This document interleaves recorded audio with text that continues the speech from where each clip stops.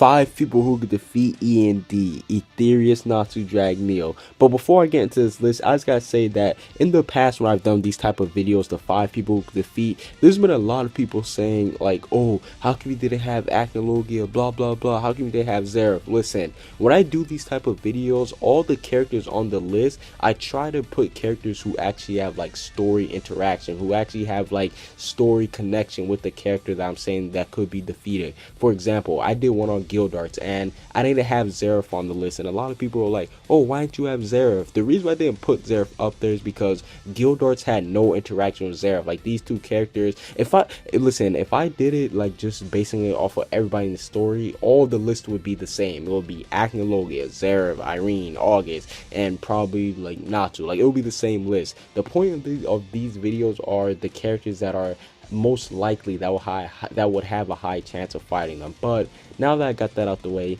let's get into the list. Now, coming in at number 5 is August. Now, the reason why I have August on this list is because out of all the Spring and 12s that we've seen so far, it has been confirmed that he is the only one who sensed something about Natsu being E&D, because we know that when he first met face to face with Natsu, he said, "this kid." So we know that August, he realizes that Natsu is E&D, and not to mention, they've had a little clash, they had a little interaction, a little altercation before. So I think that if Natsu did eventually turn into E&D, that August would be there to put him down. Coming in at number 4 is Lucy, and the reason why I have Lucy up here is because no, I do not think that she's as strong as E&D. Hell no, she's not even as strong as Natsu. Just imagine if Natsu gets an awakened demon form. No.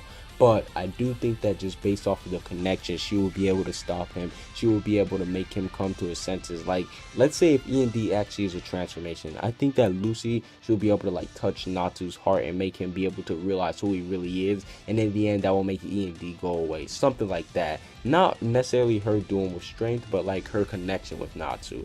Coming in at number 3 is Gray. Now, I know a lot of people, they missed this, but Gray said that he has a special move for Zeref and E&D. What does that mean? That Gray, he has been training something to slay demons, and not to mention the fact that Gray is a demon slash devil slayer. What is E&D? He is a demon. That's a perfect matchup. He would easily take him out. So that's why I got Gray up here at number 3. Coming in at number 2 is Acnologia. Now, there's like a lot of people when I make videos about Acnologia, there's a lot of people always saying stuff like Acnologia was afraid of E&D or that he fears E&D, and I don't remember that being said in the manga. So if somebody can link me to the chapter where that's said, I will gladly like take back the words. But I don't know where people are getting this from. Acnologia, he is definitely the strongest person in Fairy Tail right now. So even if Natsu did turn into E&D, I still think that Acnologia would lay the smackdown on him. Like, it just wouldn't be any, well, it would be a challenge, but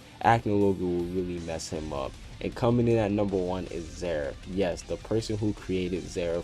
We know that E&D, he's basically depending on Zeref's lifeline. If Zeref dies, so does E&D. So that just shows right there. And the reason why I have Zeref at number 1 is because we know that Zeref, he has a vast majority of magic. So he could possibly even have a spell that could destroy E&D. And not to mention the fact that he does hold on to the book.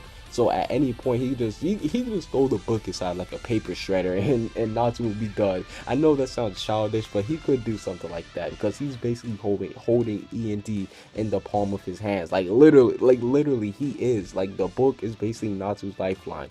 But that's basically it for the 5 people who I think could defeat E&D. What are you guys' list? Let me know in the comment section down below. Comment what you guys think down below. Subscribe if you haven't. Peace out.